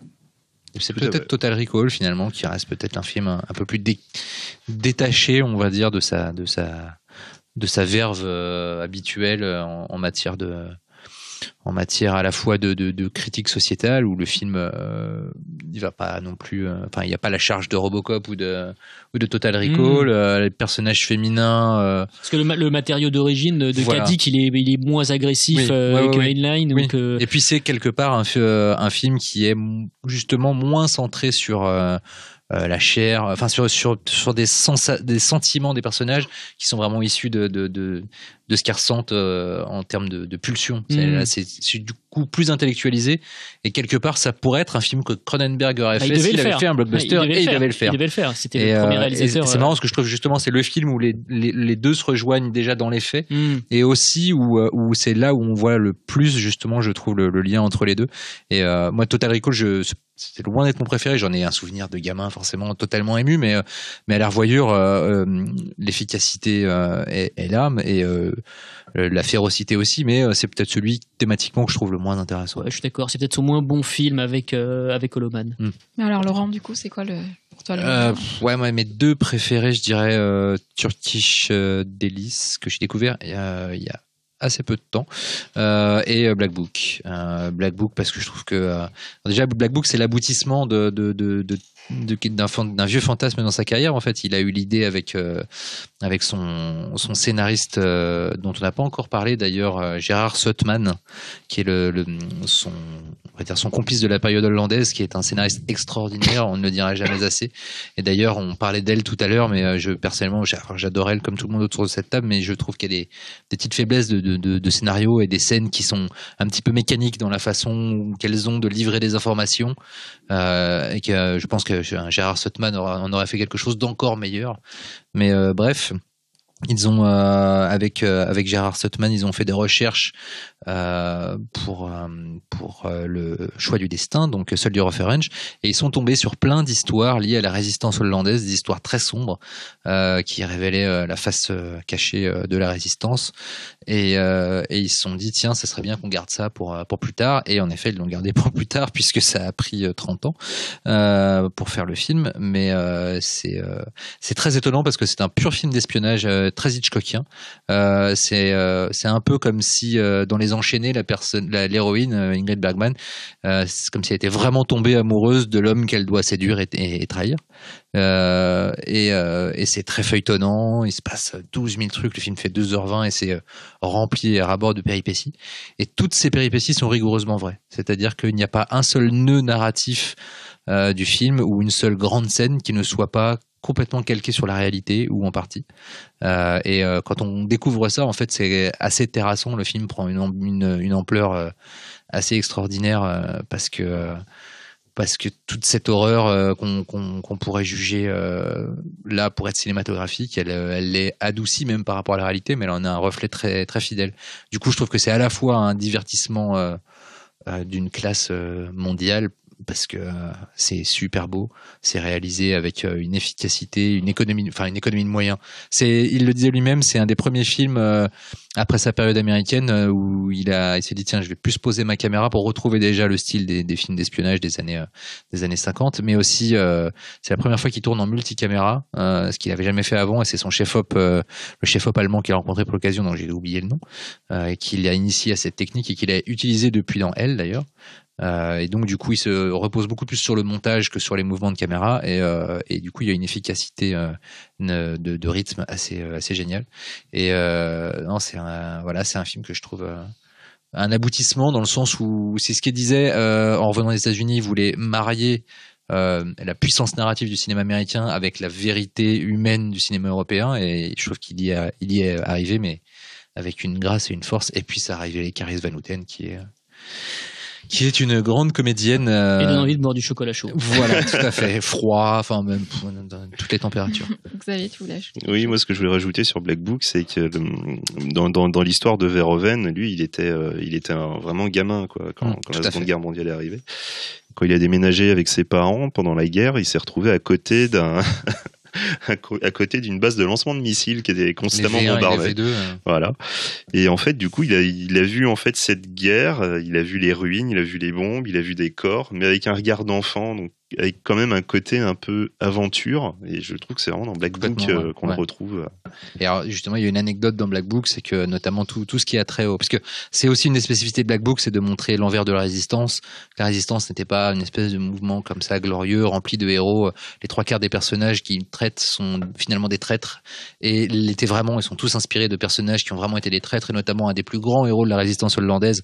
On s'est aperçu plus tard que c'était un traître qui avait aidé à tuer ou à faire emprisonner des centaines de juifs, et le mec a même été emprisonné dans un camp de concentration, et dans le camp de concentration il aidait les Allemands, il les prévenait quand il y avait des tentatives d'évasion, et ses co-détenus et ses co-détenus s'en sont aperçus, ils l'ont tué dans le camp de concentration. Et il y a notamment il dévoile l'antisémitisme latent même des résistants, ce qui est déjà assez couillu quand même, et il décrit ce qu'ont subi les résistants après que la guerre ait été perdue par les Allemands, pas les résistants, pardon, les collabos, après que la guerre ait été perdue par les Allemands. Et il a découvert tout ça, la vérité de ces choses-là, en épluchant des rapports écrits par un homme qui était emprisonné. Et il s'est aperçu en fait que cet homme était le père de son premier amour de jeunesse, d'une jeune fille dont il était tombé amoureux. Donc son histoire dans Black Book est tellement liée. Et il a dit notamment qu'il avait été témoin de toutes ces femmes tondues, humiliées sur place publique, etc. Oui, parce que ce qui est frappant à la fin du film, c'est qu'à un moment on se dit, pour l'héroïne, il aurait peut-être mieux valu que le pays soit encore occupé. C'est-à-dire que quand on en vient à penser ça, c'est quand même un constat qui est assez radical. C'est-à-dire que quand on voit ce qu'elle vit à la fin, et on sait pas où elle est passée, donc on sait bien sûr, mais quelque part elle était presque plus heureuse à chanter pour un auditoire nazi que se battre et au final finir couverte de merde, quoi. Donc, et puis c'est encore plus appuyé. D'ailleurs, à un moment donné, elle le dit. Le seul moment dans le film où elle pleure, parce qu'elle dit au début, elle dit à un moment donné, je ne pleurerai pas parce que j'ai vu toute ma famille mourir et j'ai plus rien en moi, je peux plus pleurer. Le seul moment dans le film où elle pleure, elle dit, mais ça ne s'arrêtera donc jamais, et ça ne s'arrêtera donc jamais. En effet, puisque l'épilogue du film se passe dans 1956, elle vit dans un kibbutz en Israël, et le film s'arrête le jour où la guerre du canal de Suez est déclarée, dans une fin très similaire à celle de Munich d'ailleurs, où les personnages se serraient la main avec les Twin Towers en fond. C'est vraiment un film sur le cycle de la violence qui ne s'arrêtera jamais et qui touche tout le monde, des gens bien, des gens pas bien, mais tout le monde en souffre quoi qu'il arrive. Et toi, Cyrilou? Eh bien, en fait, il y a beaucoup de films de la période hollandaise qui me bottent. Déjà, ce que je n'ai pas dit, c'est que Verhoeven, pour moi, c'est mon réalisateur juste top. Royal Kebab, comme tu dis. C'est Choyark et Verhoeven, c'est les deux que je cite toujours comme étant mes deux réalisateurs fétiches, quoi. Et effectivement, j'aime tous les films de Verhoeven. J'aime un peu moins son tout premier Business is Business, que je trouve assez fade en fin de compte, même s'il y a beaucoup de choses de Verhoeven dedans, mais voilà, j'adore Turkish Delight, j'adore Spater, j'adore La chair et le sang, j'adore j'ai découvert hier du coup Soldier of Orange que je n'avais pas vu encore, c'est un des rares que je n'avais pas vu, et voilà, j'aime pas trop le quatrième homme qui est beaucoup apprécié. Je suis pas fan non plus. Voilà, qui est très beau, hein, qui a ses moments de grâce et tout, mais c'est limite fait exprès quelque part. Ouais, si on n'aime pas. Mais je sais qu'à l'époque Starfix avait pété un cap sur le film et tout. Voilà, c'est un film et donc voilà, donc mes deux films, enfin mon film préféré, mais j'avais un backup si jamais il était cité avant, mais finalement il a pas été cité. Je veux dire, c'est Starship Troopers, voilà, qui pour moi une sorte de film somme dans ce qu'il a pu faire à la fois dans le côté SF, parce qu'il a fait comme beaucoup pour la SF. Faut dire ce qu'il est, c'est un des auteurs de SF, qui est au cinéma les plus importants de l'histoire, donc et pourtant à la base le mec n'y s'y prêtait pas, quoi. Donc voilà, ça je trouve pas. Et en second, j'aurais mis Robocop s'il avait été cité, j'aurais mis Robocop. Et lui, c'était peut-être les plus évidents pour moi, même si tout le monde dirait ouais, bon bah voilà, le gros bourrin il préfère Starship Troopers. Ce sont deux chefs-d'œuvre. Voilà, franchement, le truc, il y en a tellement dans sa filmographie. Voilà, j'aime tous ces films, et comme j'ai vu Starship Troopers à l'époque, ça m'a tellement transcendé. Et au-delà de parler, j'en parlerai après du côté bien sûr de ce que l'histoire apporte et tout. Moi, ce qui m'avait tué à l'époque, c'était ce qu'on voyait à l'écran, c'était dingue. En fait, on arrivait dans les premières heures du numérique et tout, et lui, il faisait un mélange de maquettes. C'était une sorte de mélange parfait. Ce que je voyais à l'écran, c'était vraiment dingue. Voilà, je me souviens quand les vaisseaux sont dans l'espace et tout, ils se font attaquer et tout, et le film est magnifique. Et très récemment, c'est en voyant, et là je reviens dans le côté politique, tout ce qui se passe avec Daesh, tout ce qui se passe en ce moment avec les guerres, et comment on a envahi l'Afghanistan, enfin tous ces trucs-là qu'on a créés, on a créé des monstres, et après ça a donné un prétexte pour qu'on puisse les envahir et tout, alors qu'à la base on était nous responsables. Je me dis mais c'est Starship Troopers quoi, c'est ça, c'est on envahit une planète, les gens sur la planète réagissent et nous pètent la gueule à distance, et du coup qu'est-ce qu'on fait? Ça donne le point de départ pour aller les attaquer et faire la guerre. Et ça c'est Edward Neumayer, le scénariste qui est complètement visionnaire, parce que c'est lui qui avait écrit Robocop aussi, et dans la société qu'il décrit dans Robocop, le Détroit en faillite, la privatisation des polices et tout. On est en plein de la télé poubelle. Mais c'était plus facile pour Robocop. Oui, ce que je veux dire, c'est que sa prophétie pour Robocop, elle était plus évidente que pour Starship Trooper, où là, il est question de politique internationale, même si on voyait les États-Unis aborder quelque chose de très dangereux. Effectivement, c'est vraiment sur Starship qu'il a été très visionnaire. Mais juste après, je suis mais c'est fait pour ce qui est marrant, c'est que finalement, et c'est un mec qui se fout non pas de la SF mais qui se fout des genres. C'est-à-dire qu'en fait il s'en fout que ça appartienne au polar, au thriller, au film de guerre, à la science-fiction. Ce qui l'intéresse simplement ce sont les personnages, c'est l'histoire. Et si ça peut lui permettre justement d'explorer certaines de ses obsessions, si ça peut lui permettre de dire quelque chose à travers des personnages qu'il n'a pas pu dire avant, ou alors creuser quelque chose qu'il a commencé auparavant, il le fait. Et peu importe que ce soit de la SF, c'est-à-dire que le mec thématiquement il est aussi cohérent dans une histoire d'amour que dans une histoire de SF qui va suivre le film d'amour. Mais pour autant le genre qu'il va traiter, il va pas le prendre à la légère. Bien sûr. Il va, il faut s'en faire de la SF ou de l'horreur un peu de loin. Ça serait normal de voir un film d'horreur par Verhoeven, même s'il y a déjà un petit peu d'horreur dans des trucs comme Total Recall. C'est quelqu'un qui adore la violence. C'est pour ça qu'on l'aime. C'est que c'est un mec qui, justement, magnifie la violence. Et c'est d'ailleurs un de ses paradoxes. C'est que c'est quelqu'un qui la dénonce, mais qui en même temps la rend très curieusement paradoxale. C'est-à-dire qu'elle est entre le côté pop de la violence et le côté dégueulasse, quoi.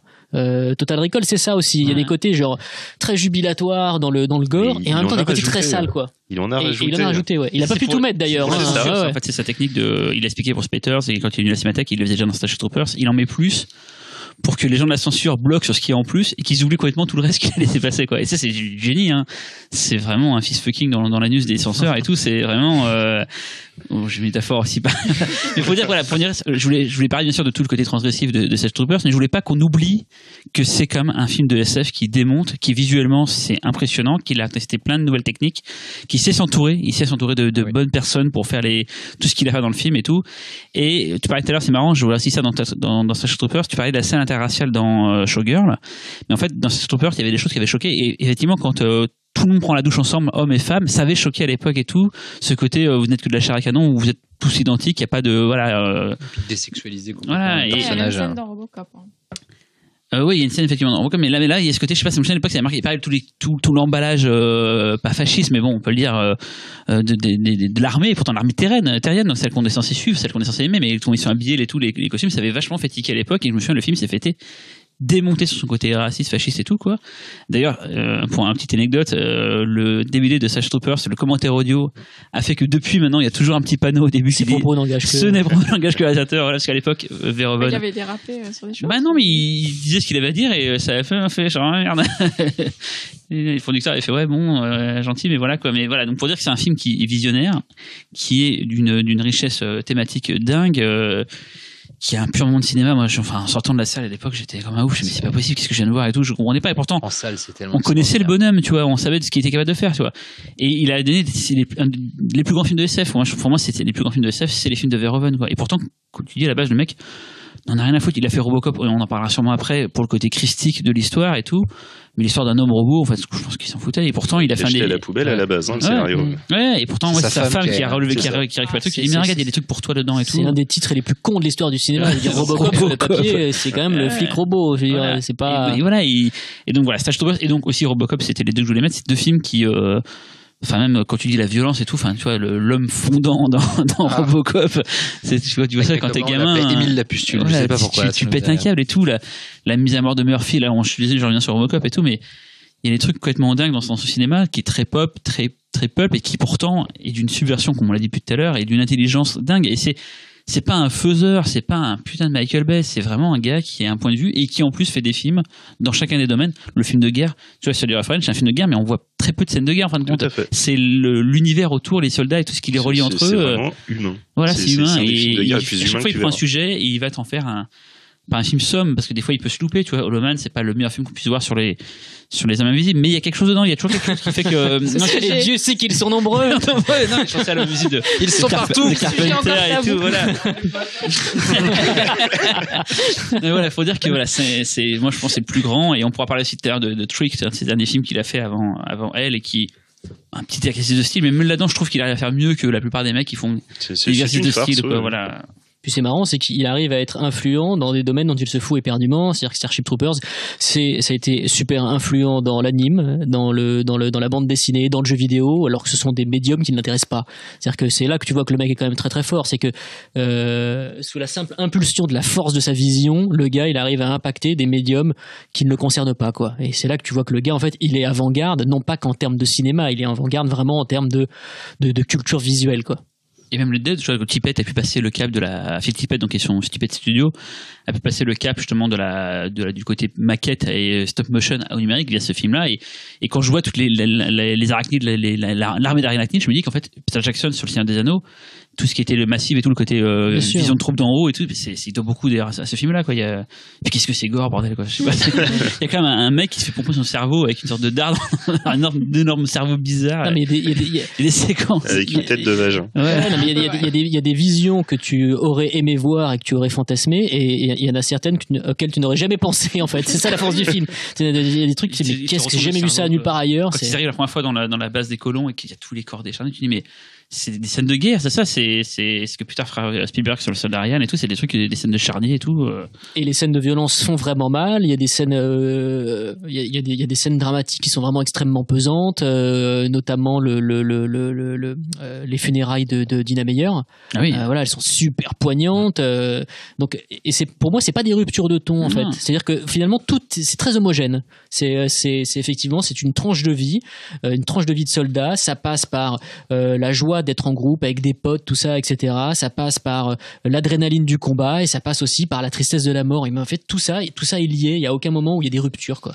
Ouais, en plus, ça renforce le propos qui est de montrer des gens qui sont finalement manipulés dans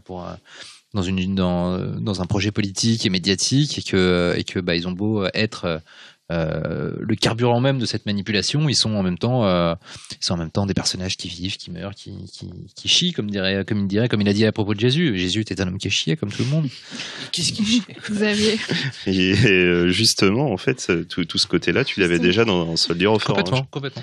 Voilà. Où en fait les soldats hollandais, donc les soldats d'Orange, vont être utilisés par les Anglais, mais vraiment comme de la chair à canon. Ouais, moi, quand j'ai vu le film hier, je me suis dit, mais en fait, Starship Troopers, tout de même la structure du début du film, ils sont ensemble, ils font la fête. Quand ils apprennent que la guerre démarre, je me suis dit, mais c'est Starship Troopers, et qu'ils partent après, ils veulent s'engager et tout.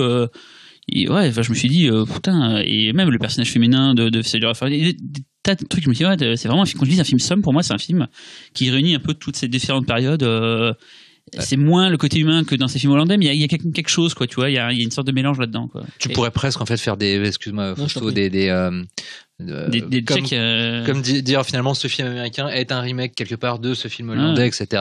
Comme Basic Instinct est extrêmement proche de Quatrième Homme, etc. Et alors d'ailleurs Quatrième Homme, tu me posais une question tout à l'heure sur pourquoi le film. Faut savoir juste parce que c'est vrai qu'on n'est pas du tout passé sur Quatrième Homme. Tu disais c'était fait exprès. Oui. Parce qu'en fait on s'est pas beaucoup attardé sur Quatrième Homme, mais c'est un film qui est très à part. Parce que il s'était fait tellement éclater par la presse hollandaise, la presse tout le monde, après Spetters, qu'il a dit ok, je vais leur faire un film pour eux les critiques, et donc il a fait le film le plus analysable possible, mais le plus facilement, du prêt à analyser. Et aujourd'hui, notamment dans l'interview dans le fabuleux hors-série Mad Movies que vous allez bientôt pouvoir découvrir en kiosque, dans l'interview, quand nos chers journalistes et fabuleux journalistes lui demandent de quoi parle selon vous le Quatrième, je sais pas. Je sais pas, j'ai jamais vraiment pensé. C'est adapté d'un roman. C'est adapté d'un roman. On s'est amusé. On en a mis un maximum pour que les mecs puissent se branler avec, et on s'est bien éclaté. Voilà. D'accord. Xavier, t'as une théorie? Ah non, j'ai pas de théorie. Hein. Moi personnellement, je trouve le film très drôle cependant. Et c'est ce qui est assez marrant, c'est de se dire mais comment ils ont pu tomber dans le panneau.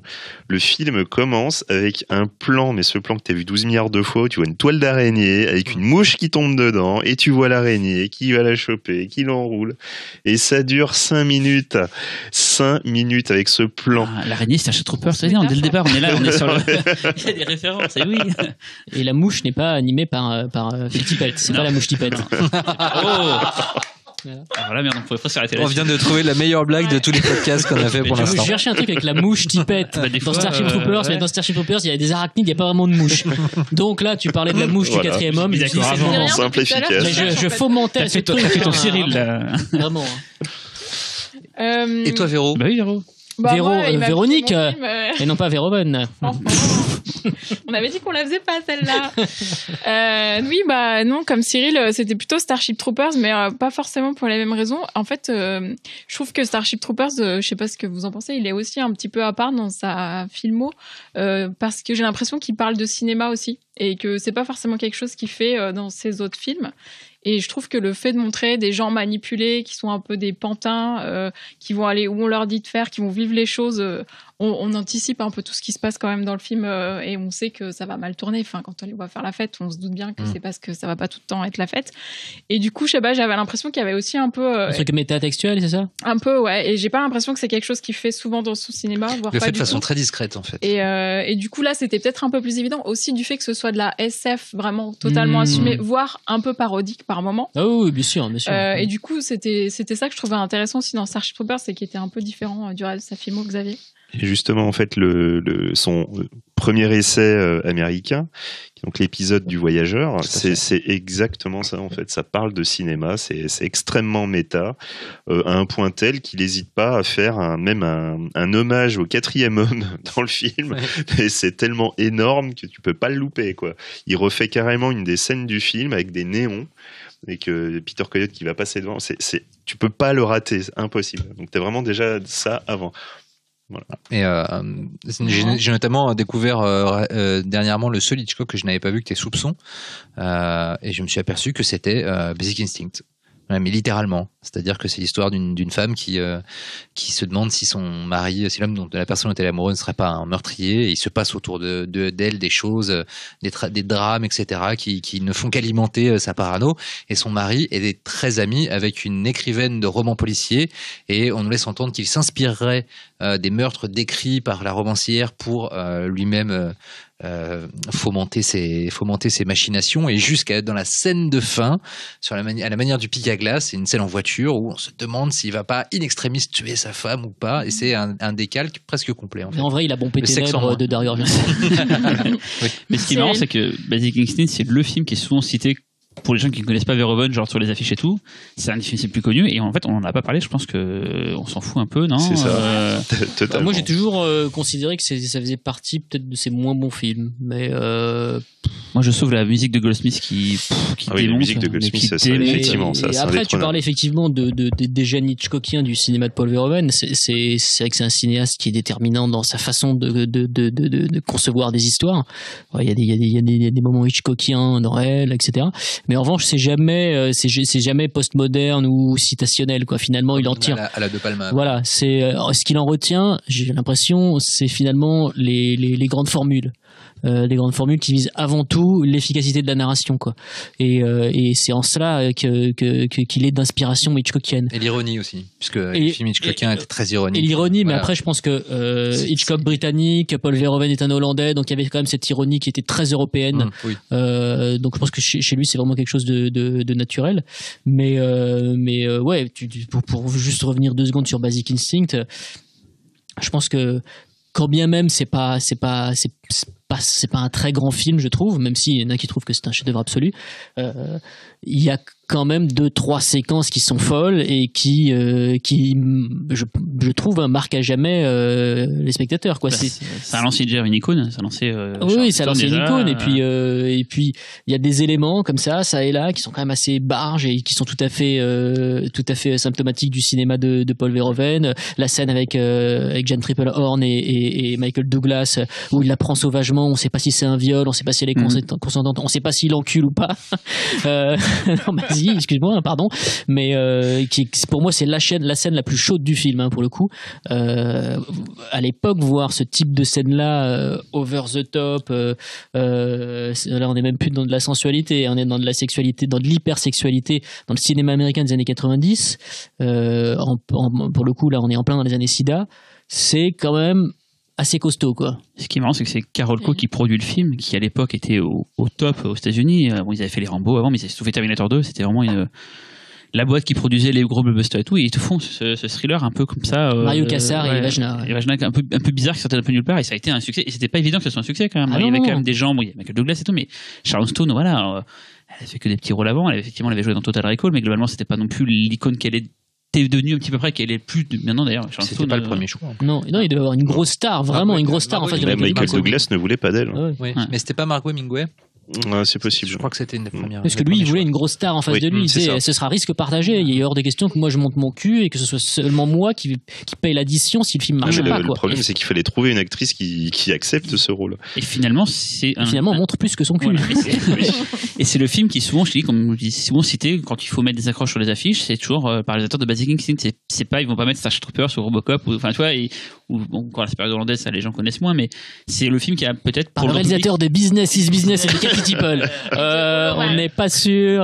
C'est vrai que c'est le film qui pour la fange plus mainstream des cinéphiles, et souvent c'était comme étant le film de Verhoeven. Ouais, c'est son film peut-être le plus accessible si on cherche à goûter le soufre de Paul Verhoeven. Quoi. Ouais. Voilà. Et puis il a aussi défini un genre. Il a quasiment créé le film noir très érotique.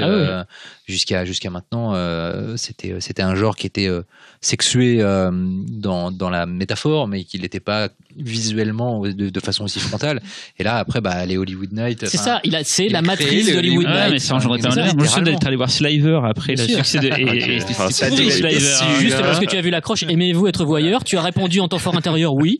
Donc je vais aller voir Sliver. Je crois que c'est un dialogue de Basic Instinct. Tout à fait. Ouais. Voilà. Et c'était vraiment le film, je crois. Je sais pas, j'ai pas la mémoire, mais c'était le film qui a suivi, je crois, Basic Instinct en termes par rapport à la carrière de Sharon Stone. Et putain. Parce que Joe Esteras, donc scénariste de Basic Instinct, scénariste de Showgirls et scénariste de Sliver et de Flashdance.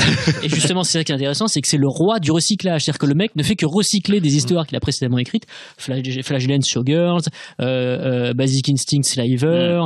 Après, il s'est embrouillé avec William Friedkin sur Jade. Jade a aussi des éléments un petit peu à la Basic Instinct. Showgirls par rapport à, Basic Instinct par rapport à Sliver, c'est que voilà, il y avait Verhoeven d'un côté. C'est Noy, je crois, c'est plus le mec qui a fait Sliver, je sais plus, c'est Philippe Noyce, c'est pas quoi, comme ça quoi. C'est Philippe Noyce, ouais. Mais oui, mais en même temps, c'est aussi parce que en revanche, ils ont dans Basic Instinct, ils y vont.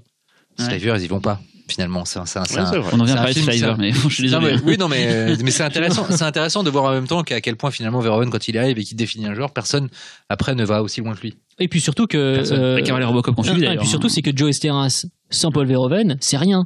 C'est rien. C'est-à-dire que ce mec-là, en fait, si ses scripts sont pas transcendés par la vision d'un gars comme Paul Verhoeven, Showgirls, ça aurait pu être un truc, mais tellement atroce dans les mains de quelqu'un d'autre que Paul Verhoeven. Mais quand tu dis Robocop, le titre Robocop, bien sûr. Et quelque part, Robocop 3, Robocop 2, j'ai une petite imagine Robocop par John Badham, un truc comme ça. Mais tu l'as vu, mais c'est Decker qui a fait le 3 et ça devient un truc avec, ça devient un truc avec des ninjas, machin et tout. Mais même Starship Troopers, mais c'est ce que je disais aussi au début pour elle, c'est-à-dire qu'en fait, Starship Troopers, tu prends le même casting, la même histoire dans les mains de quelqu'un d'autre, mais on a un bousin, mais pas possible, quoi. Avec même tout le talent de studio, tout ça, etc., quoi.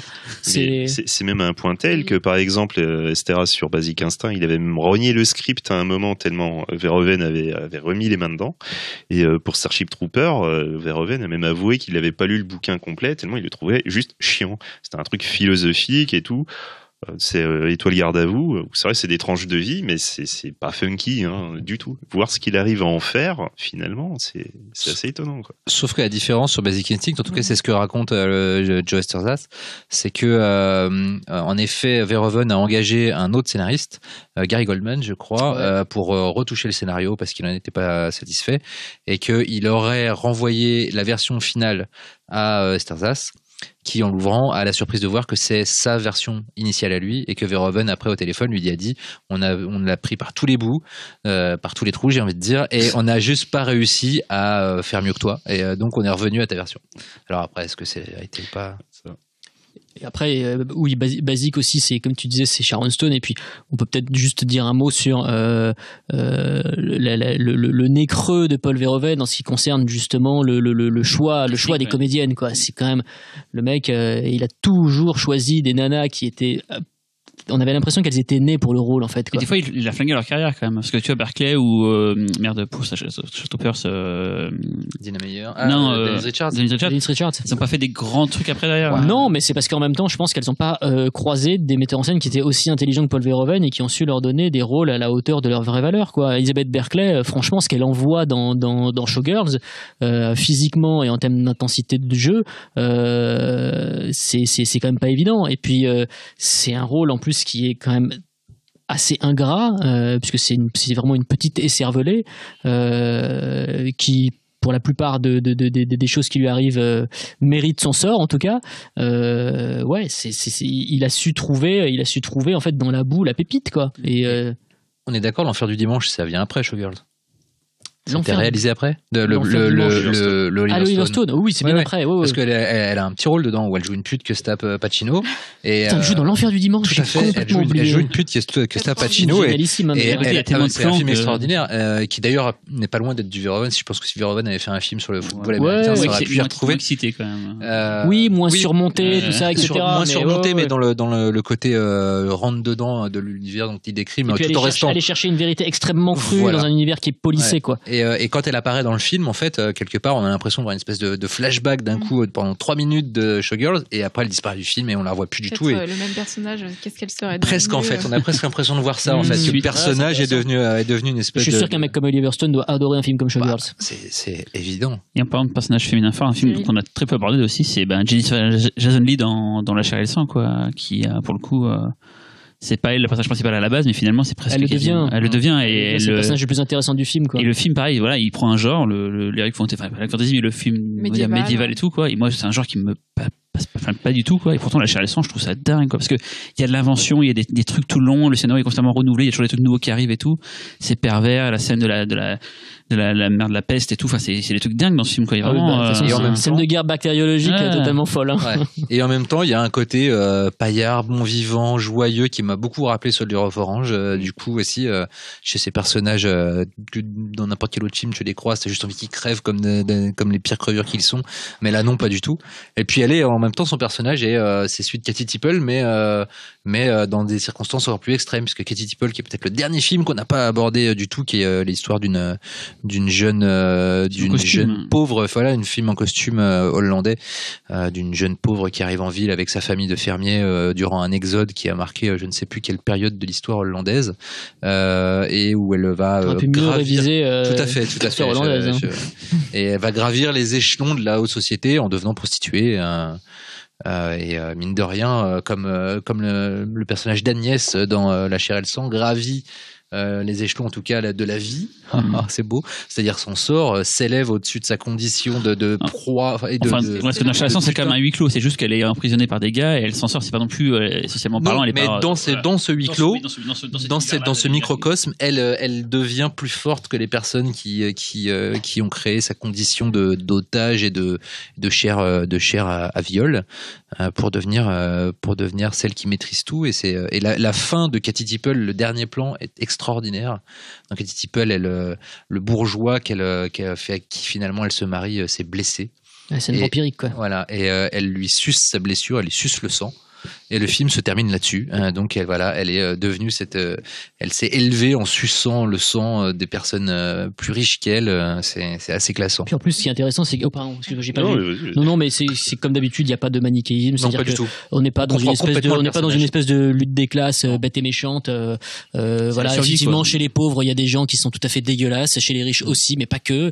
Il faut voir le personnage de sa sœur, qui est prostituée aussi, qui est une espèce de truc dégueulasse. Mais casse-toi de cette famille. Mais c'est mieux que tu fasses la pute, quoi. C'est exactement comme la même réaction qu'on a avec Harrison Newton dans Black Book. On dit, mais finalement, les résistants ne te méritent pas, quoi. Voilà. Et là, en fait, ta famille de pauvres, quand bien même c'est de là d'où tu viens, ils ne te méritent pas, quoi. Même pire, dans Black Book, le moment où on rencontre le personnage, la famille de gentils fermiers qui l'hébergent, elle ne les mérite pas, parce que elle est incroyable, cette scène dans Black Book. Il y a une sirène d'alarme, en fait, dans sa chambre cachée qui lui signale qu'elle peut venir manger et qu'il n'y a pas de danger.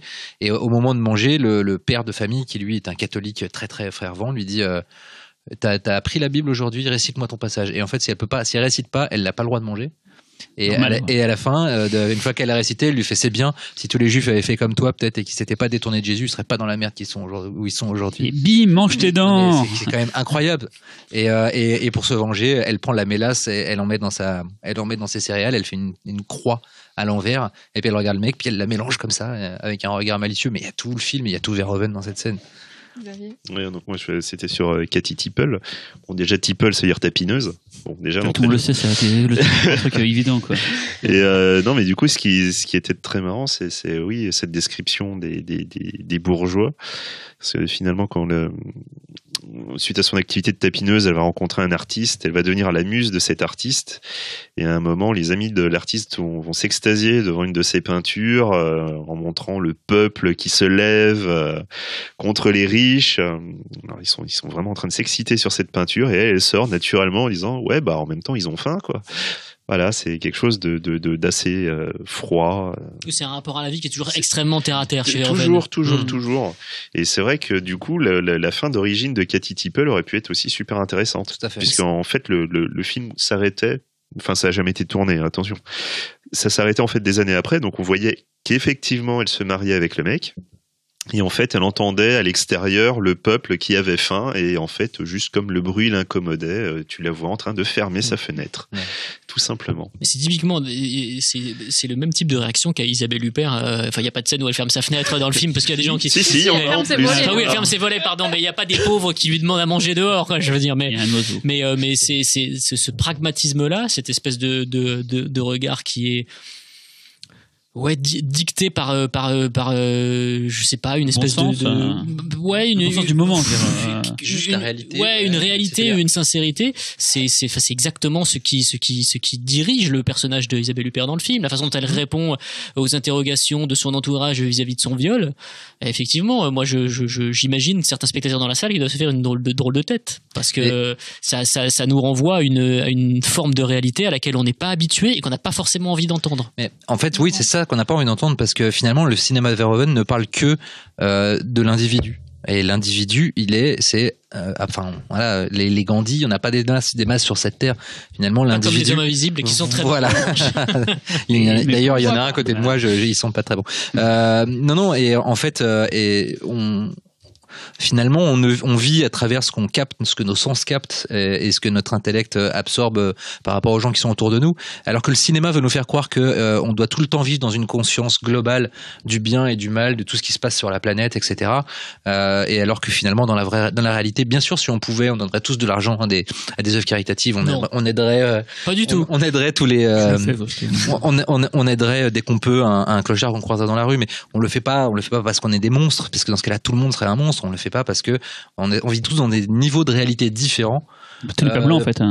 Comment ? Tout n'est pas blanc ou noir. C'est un peu voilà, comme dans Black Book, il y a la résistance, mais c'est pas tout blanc. On vit en lien avec ce qu'on a construit. On veut d'abord ramener de l'argent pour nourrir notre enfant, etc. Et finalement, c'est de ça que parle vraiment le cinéma de Verhoeven pour moi, et que le cinéma aborde très peu. C'est qu'on est d'abord des créatures qui vivent à travers notre sens et notre hiérarchie intellectuelle et morale. Et c'est ça qui fait que le cinéma de Verhoeven, il est incroyable pour moi. C'est une très belle conclusion de Laurent. Alors, Xavier, on avait une meilleure, je le sens. Non. Vas-y, Xavier. Non, moi j'ai je voulais revenir sur Holoman, Xavier. Non, mais attendez, je trouve que Holoman, quand même, les gars, vous abusez. Non, du tout. Non, moi, ce que je voulais tout simplement dire, c'est qu'on voit tout le temps Verhoeven comme quelqu'un de très trash. Enfin, les gens s'imaginent quelqu'un de très trash, alors qu'en fait, c'est juste quelqu'un qui est brut dans la véracité. que ce soit même dans Turkish Delight ou tout simplement, je sais pas, le passage où le personnage principal féminin est persuadé d'avoir une maladie parce qu'il y a du sang dans ses selles. On voit Rutger Hauer qui arrive, qui va dans les toilettes, qui prend la merde à pleine main et qui regarde dans tous les sens et se rend compte que non, elle avait juste mangé des fruits. Des betteraves, voilà. Et c'est voilà, c'est quand il se coince la bite dans son jean, voilà, on se rend compte que ça fait mal. Et quand ça nous arrive, ça fait mal. Voilà, c'est on dit souvent le Hollandais violent, mais c'est juste non, c'est le Hollandais vivant. Voilà, le Hollandais vivant, ce serait parfait. Ça. Moi, je dirais plutôt c'est le. Oh, c'est beau ça, le Hollandais vivant. Dire d'autres, voilà, c'est. Aimons-nous vivants. Voilà ce que tu diras avec cette musique. Du coup, si vous voulez en savoir plus, vous ruez dans les bonnes Situation à Starship Troopers. Ouais. Vous voulez en savoir plus? Pas mal. Pour lire le hors-série spécial Verhoeven de Mad Movies. Et d'ici là, à bientôt. Merci. Bisous. Au revoir.